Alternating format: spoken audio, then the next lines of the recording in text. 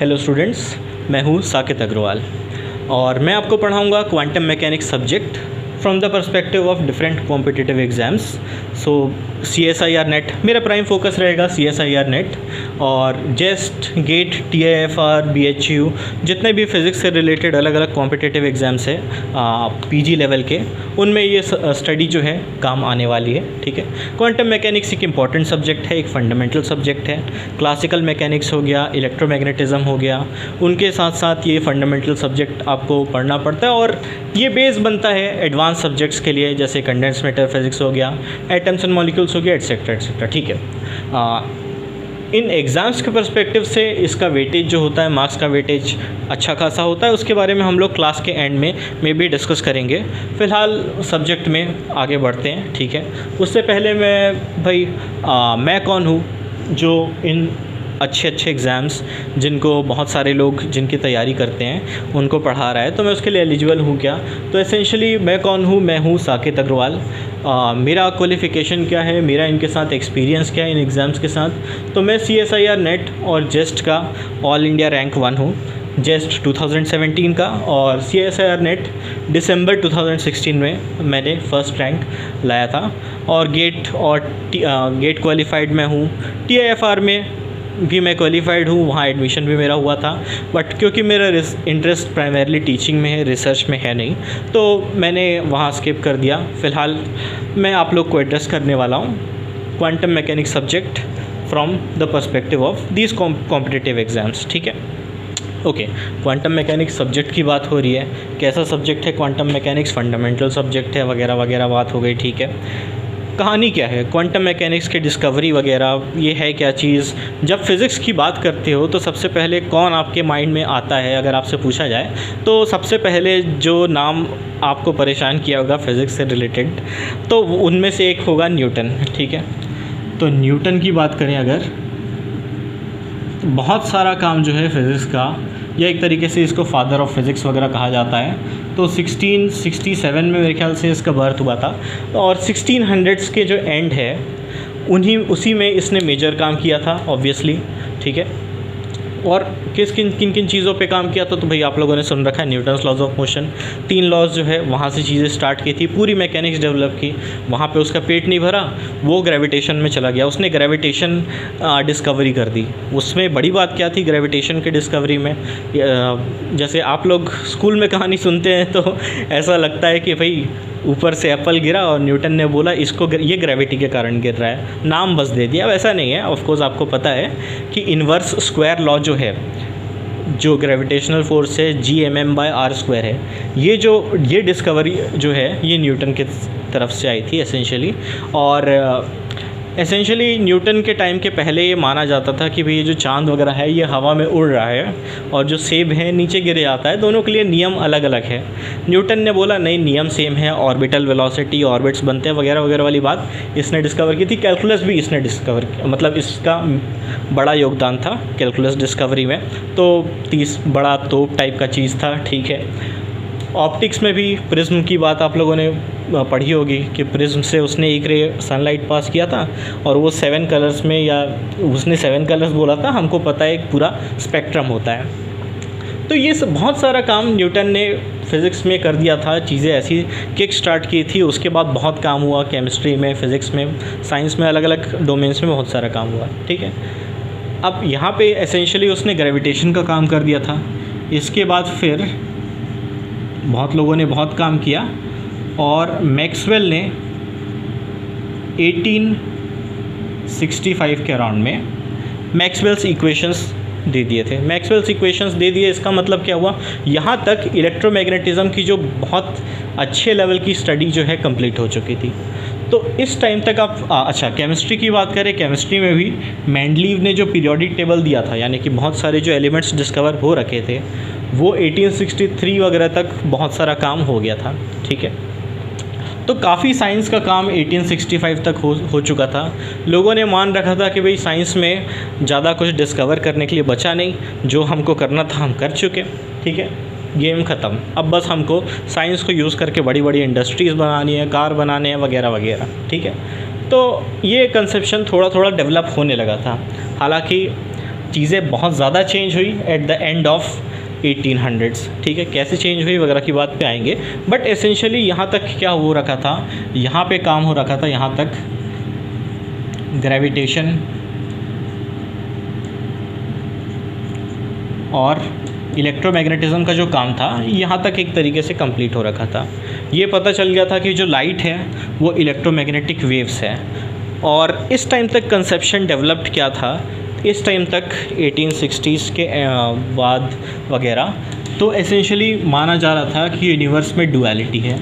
Duality है in the sense universe में दो टाइप की चीज़ें हैं, एक हो गया मैटर और एक हो गया वेव, जो कि एसेंशियली ट्रांसमिशन ऑफ एनर्जी है। कुछ इस तरह की बातें थी, ठीक है। ये दो कुछ अलग अलग तरीके की चीज़ें थी, ऐसा मान रखा था, ठीक है। मैटर हो गया और वेव हो गया। मैटर की कुछ कैरेक्टरिस्टिक्स थी और वेव की कुछ कैरेक्टरिस्टिक्स थी जो आपस में दोनों को डिफरेंशिएट करती थी, ठीक है। मैटर की बात करें, मैटर था लोकलाइज्ड। इसका क्या मतलब है, मैटर लोकलाइज था, इसका मतलब, तो ये जो पेन है आप देख रहे हो ये कहाँ पे है, आपसे कोई पूछेगा तो अब क्या बोलोगे, आप बोलोगे यहाँ पे है, ठीक है। इसका एक डेफिनेट बाउंड्री टाइप की बात आप कर पाते हो, ठीक है। लाइट के बारे में क्या माना जाता था या सोचा जाता था, या आपको भी लगता होगा कि लाइट जो है आ रहा है, ठीक है, अब वो इस पूरे जगह में फैला हुआ है। अब ऑफकोर्स आप बोल सकते हो लाइट यहाँ है, बट लाइट का कौन सा टुकड़ा है वगैरह, मतलब उसको यहाँ लोकलाइज्ड कह पाना थोड़ा मुश्किल होता है, ठीक है। तो इसको माना जाता है ये डीलोकलाइज्ड है। एक बहुत बड़ा डिफरेंस ये है कि लाइट जो है या जो वेव्स है वो ओवरलैप कर सकते हैं। इसका मतलब आप मार्केट जाते हो, मार्केट में भीड़ भाड़ होती है, कोई इधर से सब्ज़ी लेने की का आवाज़ बोला है, सब्ज़ी ले लो, आलू ले लो, ठीक है। उधर से दो आंटियाँ चुगली कर रही है, ठीक है, एंड सो ऑन। आपका दोस्त पीछे से बोल रहा है कि बहुत दिन हो गए आलू ख़रीदते हुए, आज कोई दूसरी सब्ज़ी खरीदी है, ठीक है। तो 3-4 आवाज़ें हैं, उनमें से क्या एट अ टाइम आपको एक ही आवाज़ आता है कि बहुत सारे आवाज़ एक साथ आते हैं? तो आप बोलोगे आपके कान में जो डिफरेंट आवाज़ पड़ते हैं वो एक साथ पड़ते हैं, सुनते आप कोई आवाज़ नहीं, वो अलग बात है, ठीक है, बट आवाज़ एक साथ आती है, ठीक है। तो एसेंशियली कुछ ऐसी चीज़ है वेव टाइप की जो आपस में ओवरलैप कर सकते हो। यहाँ की भी बात कर रहे हो, ये बोर्ड पे क्या हो रहा है, लाइट आ रहा है, वहाँ से एक लाइट मैंने ऑन कर रखा है, वो यहाँ पर पहुँच रहा है, जैसे आप शेडो देख रहे हो, ठीक है, एक शेडो इधर है, एक शेडो इधर है, तो एक लाइट उधर से आ रहा है, वो यहाँ पर पड़ रहा है, एक लाइट यहाँ पर आ रहा है, यहाँ पड़ रहा है, दोनों लाइट एक साथ पड़ सकते हैं। अब यहाँ पे ये जो पेन है, जो मैटर जिसको हम बोल रहे हैं, यहाँ पे पेन रखा हुआ है तो यहाँ पे मेरा हाथ नहीं आ सकता, ठीक है। एट अ टाइम एक जगह पे मैटर एक ही तरीके से रहेगा, ओवरलैप वो लोग नहीं करते, अनलाइक वेव्स जो ओवरलैप कर सकते हैं, ठीक है। एक ही जगह पे अलग अलग एक साथ रह सकते हैं, जो कि मैटर के पास ऑप्शन अवेलेबल नहीं है। और कुछ प्रॉपर्टीज़ होती हैं वेव की। क्या प्रॉपर्टीज़ होती हैं? तो जैसे इंटरफेरेंस हो गया,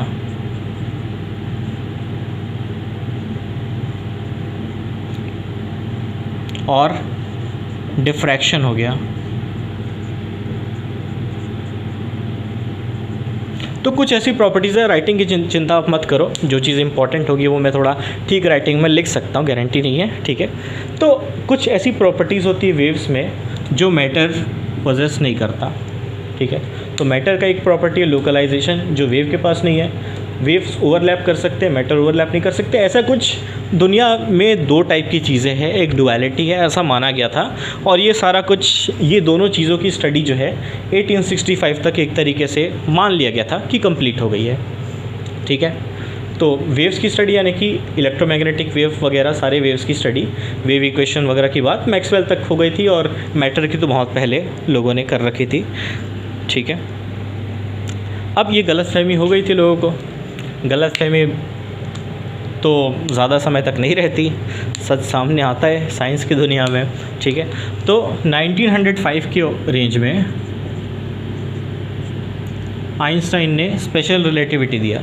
स्पेशल रिलेटिविटी में क्या बोला गया? स्पेशल रिलेटिविटी में बोला गया कि स्पेस टाइम जो है वो अलग अलग नहीं है, बहुत अलग टाइप का कंसेप्ट था कि स्पेस टाइम एक दूसरे से मर्ज्ड है। तुम बहुत तेज़ी से जाओगे तो तुम्हारी जो क्लॉक है वो धीरे हो जाएगा, ऐसा कुछ बात की थी उसने, ठीक है। और जो रिलेटिविटी होता, स्पेशल रिलेटिविटी, उससे एक कंसेप्ट आया था आप लोगों ने, जो आइंस्टाइन फ़िलहाल लिख देते हैं, इससे एक फॉर्मूला आपको देख देख के जो आप पक चुके हो,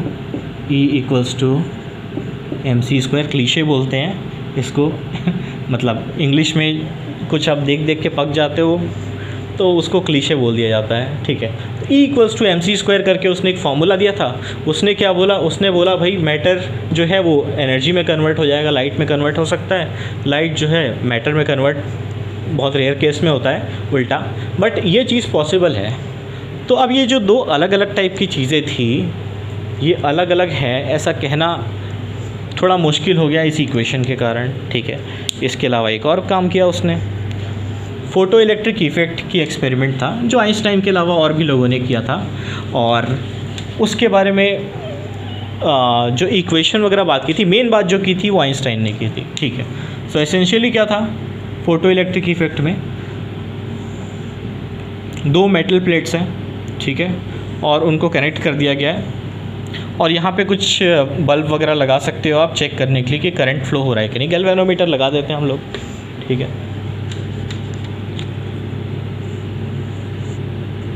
गैल्वेनोमीटर लगा दिया यहाँ पे, ठीक है। अब ये जो मेटल है, मान लो लिथियम मेटल है, उसने अलग अलग मेटल से एक्सपेरिमेंट किया था।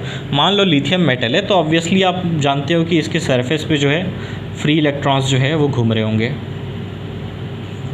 पूरे मेटल में घूम रहे हैं, सरफेस पे भी है, ठीक है। और अगर मैं इन इलेक्ट्रॉन्स को एनर्जी दूं तो हो सकता है ये निकल के भाग जाएं और इस प्लेट में रिसीव हो जाएं। तो यहाँ से इलेक्ट्रॉन निकलेगा, इसमें जाएगा, अगर यहाँ आता है तो ये इलेक्ट्रॉन यहाँ पे फ्लो होगा, एक करंट आपको दिखाई देना चाहिए, ठीक है। तो ऐसा कुछ किया गया ट्राई और मिला, ठीक है। तो यहाँ से एनर्जी दी गई, एनर्जी कैसे दी गई, तो लाइट के फॉर्म में एनर्जी दी गई,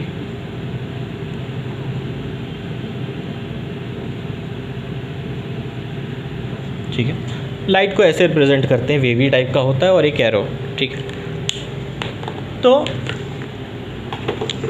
और लाइट के बारे में आपको क्या पता है, अगर नहीं ये पता है तो मैं लिख देता हूँ। लाइट की जो एनर्जी है वो प्रोपोर्शनल होती है उसके एम्पलीट्यूड के स्क्वायर से और फ्रीक्वेंसी के स्क्वायर से, ठीक है। अब जाहिर सी बात है, नॉर्मल सिनेरियो में आप क्या एक्सपेक्ट करोगे इस एक्सपेरिमेंट में, ठीक है, कि अगर आप ज़्यादा एनर्जी देते हो, चलो आपने कुछ एनर्जी दी, ठीक है, एनर्जी दी तो क्या होगा, इलेक्ट्रॉन निकलेगा। तो इलेक्ट्रॉन निकला, ठीक है। तो एक सिनेरियो है, आपने कुछ एनर्जी इसको दे रखी है, कुछ लाइट फॉल कर रखा है, शुरुआत में ग्रीन लाइट, ठीक है, मैं रेड से लिख रहा हूँ, ग्रीन लाइट, ठीक है, ओके। और ये इलेक्ट्रॉन निकलेंगे तो ऑब्वियसली किसी स्पीड से निकलेंगे, जाएंगे प्लेट में जाके डिपॉजिट हो जाएंगे और कुछ करंट फ्लो होने लगेगा, ऐसा हम एक्सपेक्ट करते हैं, ठीक है। जितने ज़्यादा इलेक्ट्रॉन्स होंगे उतना ज़्यादा करंट फ्लो होगा, कुछ ऐसी बात सोच सकते हैं, ठीक है। अब चलो इससे एनालॉजी, तो ये एक्सपेक्टेड है, अगर आप एनर्जी बढ़ाओगे तो इलेक्ट्रॉन्स जो निकलेंगे वो ज़्यादा निकलेंगे, ये एक्सपेक्टेड है। चलो एक एग्जांपल लेते हैं एक दुकान का, ठीक है। तो समोसा वगैरह आपको पसंद होगा, चटनी अलग अलग तरह की चटनी होती है, कुछ मीठी चटनी वाली, कुछ नमकीन चटनी, अपनी अपनी पसंद होती है, ठीक है। तो ऐसी एक दुकान है जो समोसे बेचता है, ठीक है, और बहुत पुश्तैनी भी दुकान है, बहुत चलती है। तो दुकानदार का बहुत ज़्यादा नखरा भी है, लेना है तो लो, नहीं लेना है तो जाओ वाला सिस्टम उसका ज़्यादा रहता है, ठीक है, उसको कोई कमी नहीं है कस्टमर की। तो वो दुकानदार क्या करता है, आपको कोई आपको किसी आपके दोस्त ने उस दुकान पे रेफ़र किया, आप गए उस दुकान में, ठीक है, लिखा था समोसा कितने का है, तो समोसा लिखा था 6 रुपये का, 6 रुपये का एक समोसा। आपने क्या किया, आपने उसको 10 रुपये दिए, 10 रुपये दिया तो आप क्या एक्सपेक्ट करते हो कि 6 रुपये का एक समोसा मिलेगा और 4 रुपये वापस मिलेंगे, ठीक है। अब वो दुकानदार ज़्यादा इन्फॉर्मेशन आपको देता नहीं, उसने 6 रुपये का आपको समोसा दिया और फिर बोला उसने पैसे वापस नहीं दिया, उसमें चटनी डाली और बोला 4 रुपए का चटनी है, ठीक है। तो आप बोले ये तो गड़बड़ हो गया, चलो खैर खा लेते हैं, अब ले लिया है तो।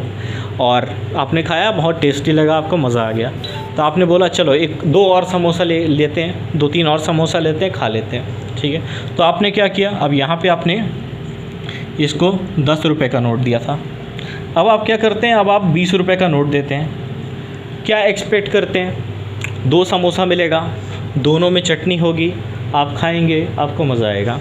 क्या होता है, होता ये है कि वो आपको 1 समोसा देता है और फिर उसमें 14 रुपये की शाही चटनी डाल के दे देता है, ठीक है।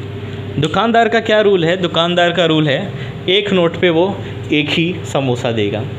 तो आपका मन और समोसा खाने का था, पर आपके पास 50 रुपये का नोट था, आपने रिस्क नहीं लिया, भैया हमको स्पेशल चटनी नहीं चाहिए 50 रुपये में 1 समोसे के लिए, ठीक है। तो ये आपको पता चला कि ऐसी ऐसी दिक्कत है। ये जो दुकानदार है, ऑब्वियसली आप बोलोगे ये दुकानदार थोड़ा फेरा हुआ है, ये दुकानदार थोड़ा एबनॉर्मल है।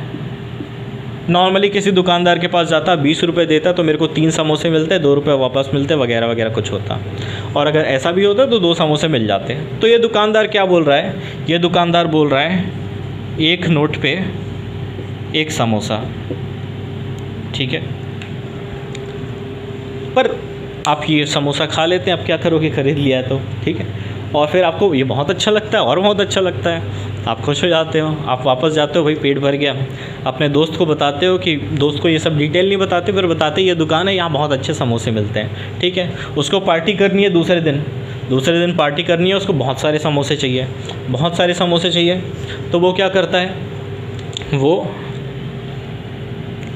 5 रुपये के सिक्के 20 सिक्के ले जाता है।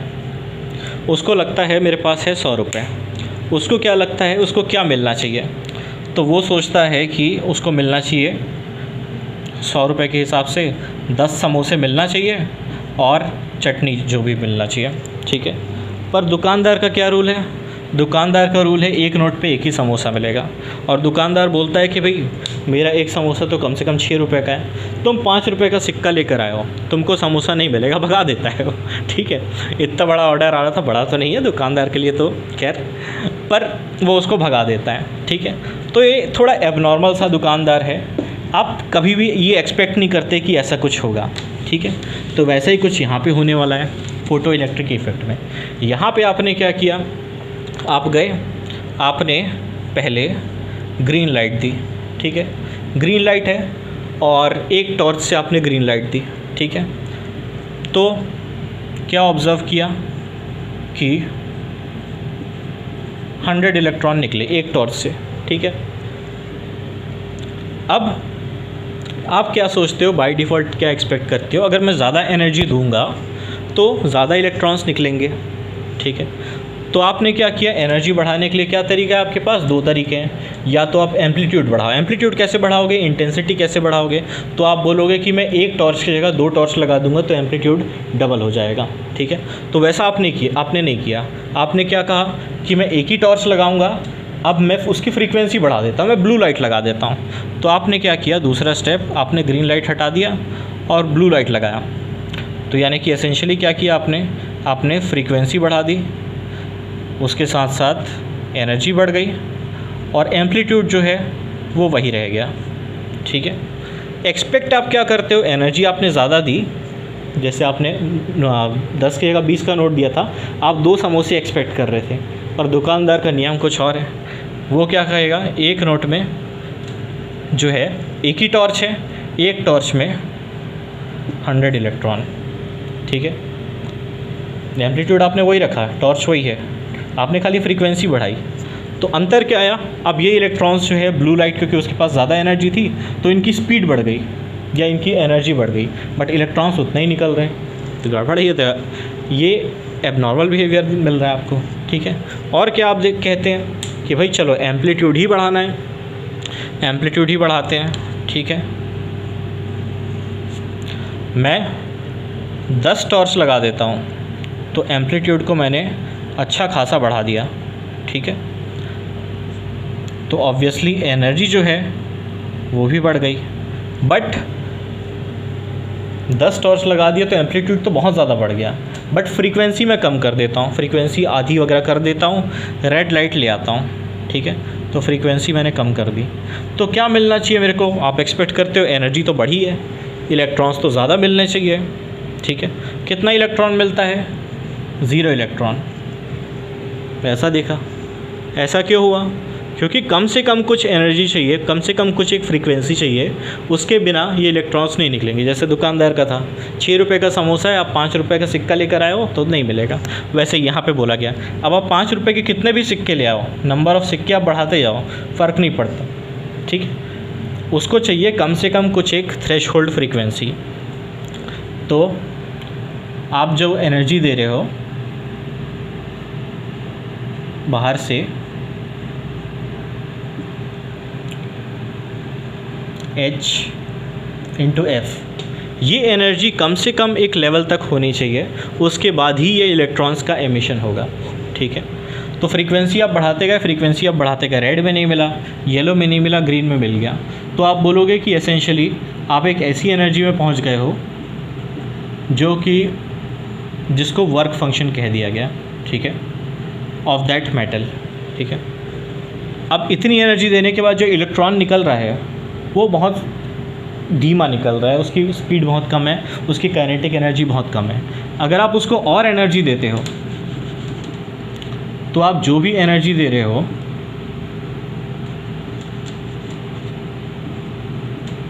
उसमें से इलेक्ट्रॉन निकालने वाली एनर्जी माइनस कर दो, तो जो भी एनर्जी बचा वो इलेक्ट्रॉन्स की काइनेटिक एनर्जी होनी चाहिए, ठीक है। ऐसा आप एक्सपेक्ट करते हो। अच्छा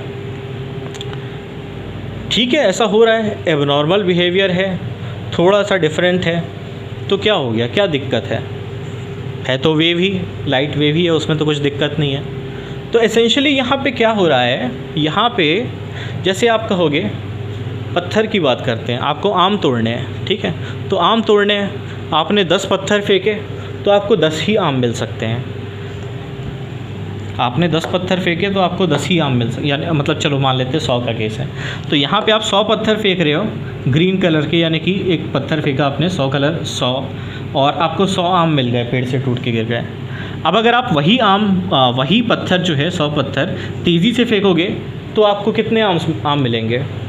एक पत्थर से तो एक ही आम मिलना है, तो 100 ही आम मिलने वाले हैं। और अगर आप पत्थर बहुत धीरे फेंकोगे तो आम को फ़र्क नहीं पड़ेगा, वो लटका रह जाएगा, आके ग्लाइड होगा, पत्थर नीचे गिर जाएगा, आम हिल डुल के वहीं रह जाएगा, ठीक है। तो ऐसा कुछ बिहेवियर, पत्थर जैसा बिहेवियर ये लाइट दे रहा है। पत्थर क्या चीज़ है?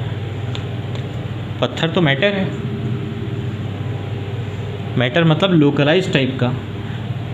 तो जो लाइट है, जैसे एक पत्थर एक आम को हिट करता है, वैसे ही यहाँ पे number of electrons limited hit हो रहे हैं, तो ज़रूर ये जो वेव है ये भी कुछ लोकलाइज बिहेवियर दे रहा है इस एक्सपेरिमेंट के अकॉर्डिंग, ठीक है। तो जो हमारा कंसेप्शन था कि मैटर और जो वेव है ये बिल्कुल अलग अलग चीज़ें हैं, ये कंसेप्शन थोड़ा ब्रेक हुआ, ठीक है। ये कंसेप्शन ब्रेक हुआ तो ये जो दीवार थी दोनों के बीच की, ये थोड़ी टूटने लगी, ठीक है।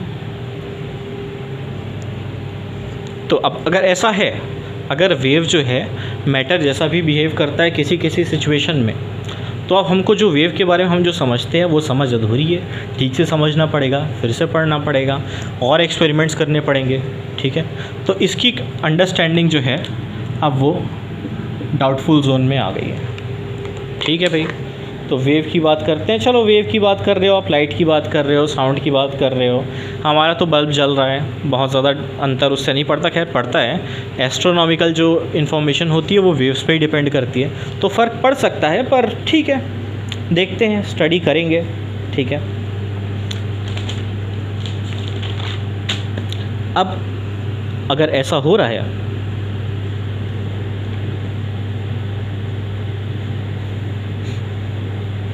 अच्छा ठीक है, आप बोल रहे हो वेव तो मैटर जैसा बिहेव कर रहा है, ठीक है। तो जो मैक्सवेल वाला जो काम है, इलेक्ट्रोमैग्नेटिज्म वाला काम है, वो हमको रिविज़िट करना पड़ेगा। पर मैटर जो है, अच्छा अगर ये इसके जैसा बिहेव कर रहा है तो पहला डाउट आएगा ही आपका, क्या उल्टा भी पॉसिबल है, ठीक है। तो जितने आप सेफ़ पहले महसूस करते थे, हमको सब पता है, ठीक है, 1800s के एंड में वो चीज़ थोड़ा क्वेश्चन मार्क में आ गई, डाउट में आ गई। अब हमको इसको भी देखना पड़ेगा, क्या ये मैटर वेव की तरह बिहेव कर सकता है, और कर सकता है तो फिर हमको तो पूरा साइंस ही फिर से डेवलप करना पड़ जाएगा। ठीक, देखते हैं। तो वैसा भी एक्सपेरिमेंट किया गया, करो एक्सपेरिमेंट। तो वेव के बारे में, वेव की क्या प्रॉपर्टीज़ हैं? आप बोल रहे हो इंटरफेरेंस एक बहुत बड़ी प्रॉपर्टी है जो मैटर में हमको मिल ही नहीं सकती। ठीक, ऐसा कुछ सोच रहे हैं, सोचिए ऐसा एक्सपेरिमेंट कौन सा है जिसमें इंटरफेरेंस देखने को मिलता है क्लियरली, अच्छे से। ठीक, तो ऐसा एक्सपेरिमेंट है 1801 में यंग्स ने किया था, यंग्स डबल स्लिट एक्सपेरिमेंट।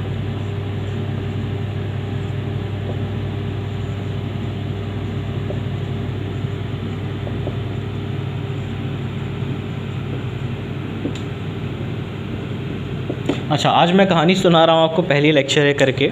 ठीक है, इसके बाद जो है आगे आने वाले जो लेक्चर्स हैं उनमें हाथ चलाने का काम, मैथमेटिकल काम थोड़ा ज़्यादा रहेगा कंपेयर टू दिस लेक्चर। ठीक है, तो ओके, सो कंटिन्यू करते हैं। तो यंग्स डबल स्लिट एक्सपेरिमेंट आप लोगों ने पहले पढ़ा होगा, मैं फिर से बता देता हूँ। एसेंशियली उसमें क्या होता है, उसमें ये होता है कि यहाँ पर एक वॉल है, कार्डबोर्ड टाइप, मतलब wall in the sense cardboard type का होता है, और उसमें दो स्लिट्स बनाए जाते हैं, उनके बीच में कुछ डिस्टेंस होता है, छोटा मोटा डिस्टेंस होता है, जो कि ये जो डिस्टेंस है स्मॉल d, ये वेवलेंथ के ऑर्डर का होता है। किसके वेवलेंथ के ऑर्डर का? तो आप यहाँ आप क्या करते हैं, ये सेटअप है, यहाँ से लाइट, मोनोक्रोमेटिक कोहेरेंट लाइट, यहाँ से आप इधर छोड़ते हैं एक बीम ऑफ लाइट। ठीक है, बीम ऑफ लाइट आप यहाँ पे छोड़ते हैं, ये बहुत छोटे जो स्लिट्स हैं, इसके थ्रू जब ये निकलते हैं तो एक तरीके से पॉइंट सोर्सेज की तरह बिहेव करते हैं लाइट के। ठीक है, और क्या होता है, जो ये ओवरलैप रीजन है यहाँ पे ये लोग इंटरफेयर कर रहे हैं। तो जब यहाँ पे पहुँचते हैं स्क्रीन में, तो स्क्रीन में आपको समझ में आता है कि मान लिया भाई इस पॉइंट की बात करो, इस पॉइंट पे जो ये पाथ है वही ये पाथ है। पाथ डिफरेंस आपको ये अगर याद होगा तो जो फेज़ डिफरेंस होता है इंटरफेरेंस के केस में 2 pi by lambda into path difference के बराबर होता है। ये दोनों के बीच, ये दोनों का जो लेंथ है, इस पॉइंट की अगर बात करोगे तो इसकी ये डिस्टेंस और ये डिस्टेंस बराबर है। ठीक है, ये दोनों डिस्टेंस बराबर है तो पाथ डिफरेंस 0 हो जाएगा, फेज़ डिफरेंस 0 हो जाएगा। फेज़ डिफरेंस अगर नहीं है, लाइट ओवरलैप कर रहे हैं, तो कंस्ट्रक्टिव इंटरफेरेंस होता है वहाँ पे, और थोड़े दूर जाएंगे तो डिस्ट्रक्टिव वगैरह भी हो सकता है। और उसके हिसाब से एक पैटर्न मिलता है हमको लाइट का, कि ये जो रीजन है, इस रीजन में हमको बहुत ब्राइट लाइट मिलती है। ठीक है, फिर थोड़ी कम ब्राइट यहाँ पे मिलती है, फिर और कम, ऐसे करके ये पैटर्न मिलता है, और ऐसे ही उस डायरेक्शन में।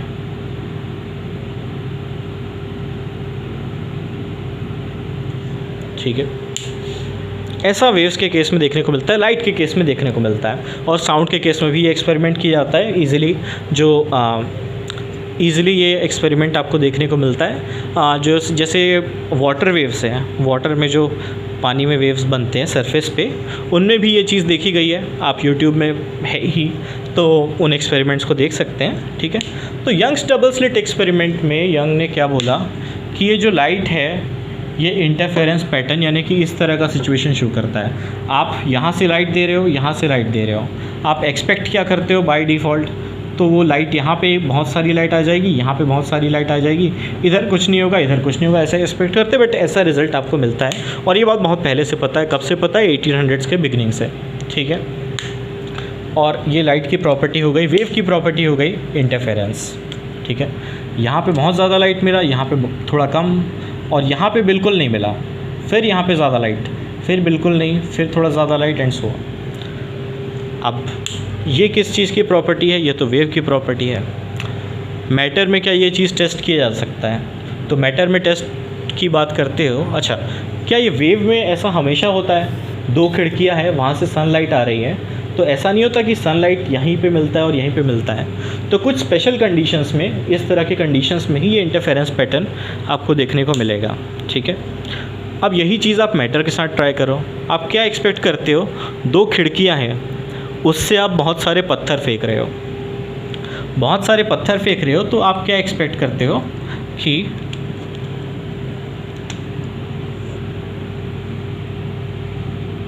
ये जो दो खिड़कियां हैं, यहाँ से अगर मैं बहुत सारे पत्थर फेंक रहा हूँ तो आधे पत्थर यहाँ पे आके लगेंगे, आधे पत्थर यहाँ पे आके लगेंगे। आप बोलोगे अगर मैंने 100 पत्थर फेंके हैं, मतलब 100 पत्थर यहाँ से निकले हैं, तो 50 मेरे को यहाँ पे मिल गए, 50 मेरे को यहाँ पे मिल गए, यहाँ पे कोई पत्थर नहीं मिलेगा, यहाँ पे कुछ नहीं मिलेगा। ऐसा आप एक्सपेक्ट करते हैं पत्थरों के केस में, मैटर के केस में, ठीक है। अब पत्थर के साथ तो नहीं, ये एक्सपेरिमेंट किया गया, सेम एक्सपेरिमेंट इलेक्ट्रॉन्स के साथ। इलेक्ट्रॉन्स के साथ ये एक्सपेरिमेंट किया गया। यहाँ से मान लो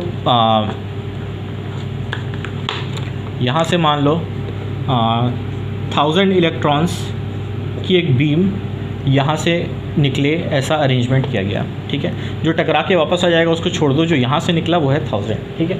आप क्या एक्सपेक्ट करते हो, क्योंकि ये पत्थर जैसा है, ये मैटर है, तो इसको यहीं पे डिपॉजिट होने चाहिए 500 इलेक्ट्रॉन यहाँ पे डिपॉजिट होने चाहिए। पर देखने को क्या मिला, देखने को ये पैटर्न मिला।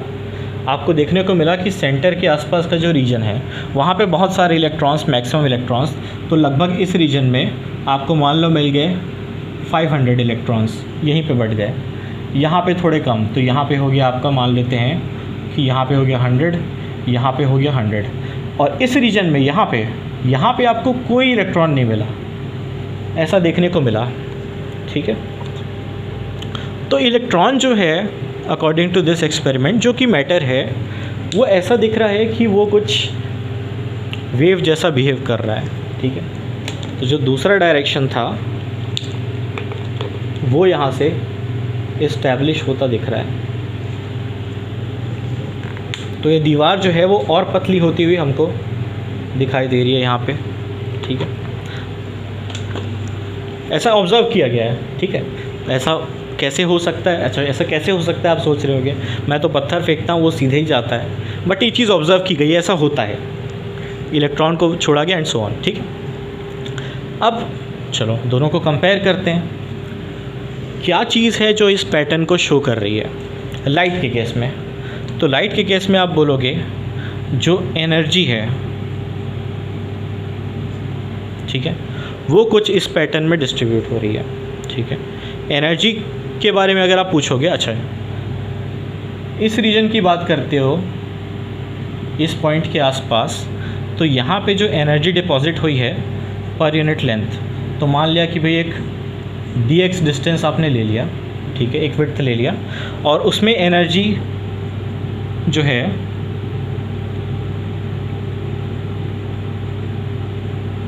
एनर्जी पर यूनिट डिस्टेंस, तो वो यहाँ पे काफ़ी ज़्यादा एनर्जी आ रही है, एनर्जी पर यूनिट डिस्टेंस काफ़ी ज़्यादा है, यहाँ पे कम है, यहाँ पे फिर ज़्यादा है, यहाँ पे फिर कम है, ठीक है। और एसेंशियली आपको पता है कि ये जो एनर्जी होती है लाइट की जो डिपॉजिट हो रही है, वो प्रोपोर्शनल होगा लाइट के एम्पलीट्यूड के स्क्वायर से, ठीक है। एम्पलीट्यूड क्या होता है लाइट का, इलेक्ट्रोमैग्नेटिक वेव्स आप लोगों ने पढ़ रखा है, इलेक्ट्रोमैग्नेटिज्म पढ़ रखा है, ठीक है। तो इलेक्ट्रोमैग्नेटिक वेव जो होता है वो एसेंशियली कैसा होता है, तो वो एक वेव इक्वेशन फॉलो करता है। इलेक्ट्रिक फील्ड जो है E0 e⁻⁷ kx minus omega T, कुछ इस तरीके से इलेक्ट्रोमैग्नेटिक वेव का इक्वेशन होता है। और ये जो E0 है ये एम्पलीट्यूड की जगह लेता है, साथ में और भी कई चीज़ें होती है, बट E0 आपका एम्पलीट्यूड की जगह ले रहा है, ठीक है। तो इसको मैं मिटा देता हूँ, यहाँ पे आ गया आपके पास E0 का स्क्वायर, चलो उसको लिख ही देते हैं,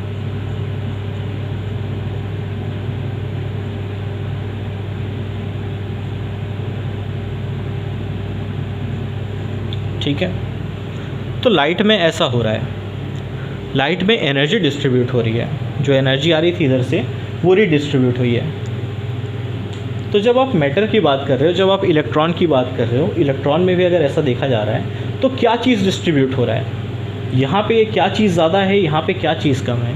तो आप बोलोगे 1000 इलेक्ट्रॉन्स भेजे थे, यहाँ पे 500 आ रहे हैं, यहाँ पे 100 आ रहे हैं। नंबर ऑफ़ इलेक्ट्रॉन्स जो है पर यूनिट लेंथ अगर कंपेयर करें तो उसको प्रोपोर्शनल हम बोल सकते हैं किसी चीज़ के स्क्वायर से। कोई एक चीज़ होगी उसके स्क्वायर से, मॉडुलस का स्क्वायर, ठीक है।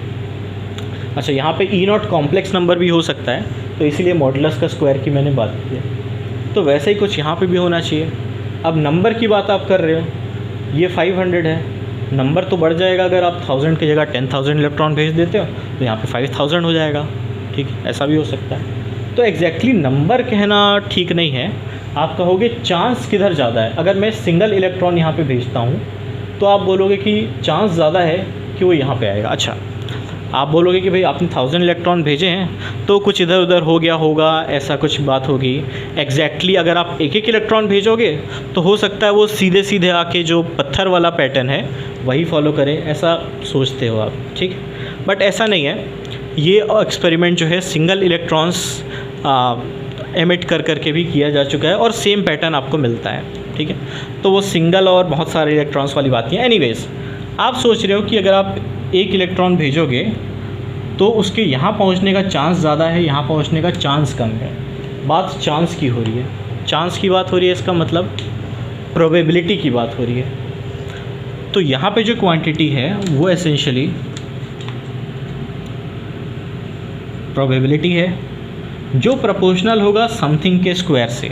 और वो जो समथिंग है अगर आप यहाँ से कंपेयर करो तो वो ज़रूर कुछ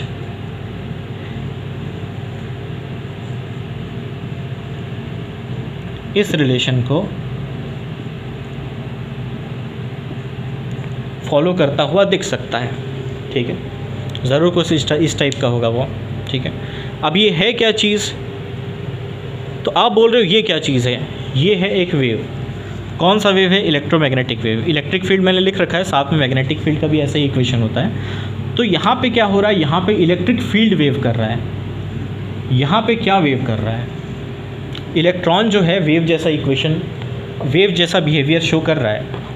बट किस चीज़ का वेव? यहाँ पे तो इलेक्ट्रिक फील्ड का वेव है, मैग्नेटिक फील्ड का वेव होता है। यहाँ पे किस चीज़ का वेव है? तो एसेंशियली दिख रहा है कि क्योंकि ये जो चीज़ है ये प्रोबेबिलिटी के प्रोपोर्शनल है, तो ये जो मैटर का वेव है वो एसेंशियली एक प्रोबेबिलिटी वेव है, ठीक है, प्रोबेबिलिटी वेव है। पर मेन बात ये हुई है कि यहाँ पे ऐसा लग रहा है कि जो मैटर है वो वेव जैसा बिहेव कर रहा है। हमने न्यूटन्स से पढ़ रखा था, न्यूटन्स लॉज ऑफ मोशन वगैरह पढ़ रखा है। मैटर को डील करना बहुत आसान है, F=ma, बाकी सब हम देख लेंगे, काइनेटिक एनर्जी, पोटेंशियल एनर्जी, हमको सब कुछ आता है, ऐसा हम सोच के बैठे थे। बट यहाँ पे क्या रिज़ल्ट आ रहा है कि मैटर जो है कुछ वेव की तरह बिहेव कर रहा है। अब हमको फिर से पढ़ाई करनी पड़ेगी मैटर के बारे में। किसी कंडीशन में वो वेव की तरह बिहेव कर सकता है, किस कंडीशन में बिहेव कर सकता है। लाइट जैसा हो गया तो ज़रूर ऐसा ही कोई कंडीशन सेटिस्फाई हो रहा होगा यहाँ पे। वेवलेंथ क्या चीज़ है? जो इलेक्ट्रॉन मूव कर रहा है, इलेक्ट्रॉन तो सीधे सीधे जा रहा है, इलेक्ट्रॉन ऐसे वेव करते हुए थोड़ी जा रहा है, ठीक है, इलेक्ट्रॉन तो सीधे जा रहा है। तो वेव क्या चीज़ है? यहाँ पे वेव किस चीज़ का है? जो कि यहाँ पे साई जो है वेव कर रहा है, तो प्रोबेबिलिटी का वेव है। और उसका जो वेवलेंथ है वो किस तरह का होना चाहिए? तो वो डी के प्रोपोर्शनल होना चाहिए। बट वेवलेंथ कंपेयर करना है हमको मैटर और वेव का, ठीक है। तो इसको हटाया जाए सारा कुछ।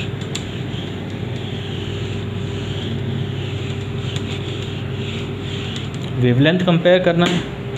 लाइट का वेवलेंथ क्या होता है? तो फोटो इलेक्ट्रिक इफेक्ट के एक्सपेरिमेंट के बाद ये सारा कुछ डेवलप हुआ। तो आपको पता है momentum equals to h/λ। Light का मोमेंटम पता करना है तो उसकी वेवलेंथ की मदद से पता चल सकता है। लाइट का वेवलेंथ कैसे पता चलता है? उसके कलर से पता चल गया, वगैरह वगैरह, ठीक है। तो वैसे ही ज़रूर जो मैटर है उसका वेवलेंथ जो है h/ उसके मोमेंटम के इक्वल होना चाहिए। ये बात कही थी डी ब्रॉगली ने, ठीक है। और ये जो वेवलेंथ आता है, अगर लाइट मैटर की क्या प्रॉपर्टी पता है, उसकी एनर्जी पता है, उसका मोमेंटम पता है। इलेक्ट्रॉन मूव कर रहा है, उसका मोमेंटम बता दो, उससे उसका वेवलेंथ पता चल जाएगा। ऐसा कह दिया डी ब्रॉगली ने। क्या इसके पीछे आइडिया था, कैसे ये चीज़ डिराइव किया? बस ऐसे ही मुँह उठा के उसने बोल दिया, ठीक है। कि ऐसा होता है। ठीक है भाई, आप मान लो, और मान लो क्या वो चीज़ देखी गई कि ये जो यंग्स डबल स्लिट एक्सपेरिमेंट है उसमें जो इलेक्ट्रॉन मूव कर रहा है उसका वेवलेंथ ऐसा मान लो उसके मोमेंटम के हिसाब से, तो जैसा इंटरफेरेंस पैटर्न हमको दिखना चाहिए जिस यंग्स डबल स्लिट एक्सपेरिमेंट में, वैसा इंटरफेरेंस पैटर्न दिखता है। ठीक है, तो ये जो लैम्डा है ये डी ब्रॉगली वेवलेंथ है, डिपेंड करेगा क्या चीज़ मूव कर रहा है उसके मोमेंटम पे, इस फॉर्मूले से। ठीक है, ओके। सो ये कहानी थी यहाँ पे। यहाँ तक की कहानी में क्या हुआ, यहाँ तक की कहानी में ये हुआ कि अब मैटर पे भी एक क्वेश्चन मार्क चढ़ गया। ठीक है, ये भी वेव जैसा बिहेव करने लगा। अब जो भी स्टडी करनी है हमको वेव मान के, मैटर को वेव मानते हुए ये स्टडी करनी पड़ेगी। ठीक है, और क्या चीज़ वेव कर रहा है, तो कोई एक प्रोबेबिलिटी वेव है, कोई एक साई टाइप की चीज़ है जिसका मीनिंग क्या है क्या नहीं है अभी नहीं पता, बट मॉड साई स्क्वायर जो होता है वो हमको प्रोबेबिलिटी डेंसिटी देता है। इस चीज़ को dp/dx क्या बोलेंगे हम, ये एसेंशियली इसको आप प्रोबेबिलिटी डेंसिटी ऐसा कह दिया। तो अब हमको जो भी स्टडी करनी है मैटर को वेव मानते हुए भी कंसिडरेशन लेना पड़ेगा। ठीक है, ऐसा कंसिडरेशन लेते हुए स्टडी करते हैं। ठीक है, तो ओके, और ये जो साई है इसको हम अब कहेंगे वेव फंक्शन। इसके बारे में और बात होगी, इसको हम बोलेंगे वेव फंक्शन। ठीक है, तो ये ऐसा कुछ लिखना चाहें आप लिख सकते हैं, आपकी मर्ज़ी। ठीक है, मेन काम शुरू होने में अभी टाइम है, थोड़ा टाइम नहीं है, अभी शुरू कर देते हैं नेक्स्ट। ठीक है, ओके। तो मैटर को वेव की तरह हम ट्रीट करना चाहते हैं, ऐसा हम कह रहे हैं due to all this knowledge.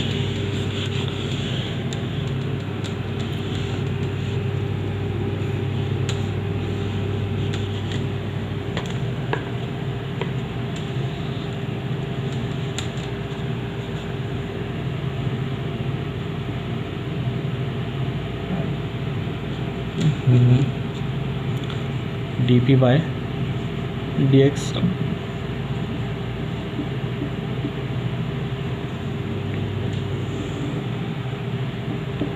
ठीक है, पार्ट 2 में कंटिन्यू करते हैं।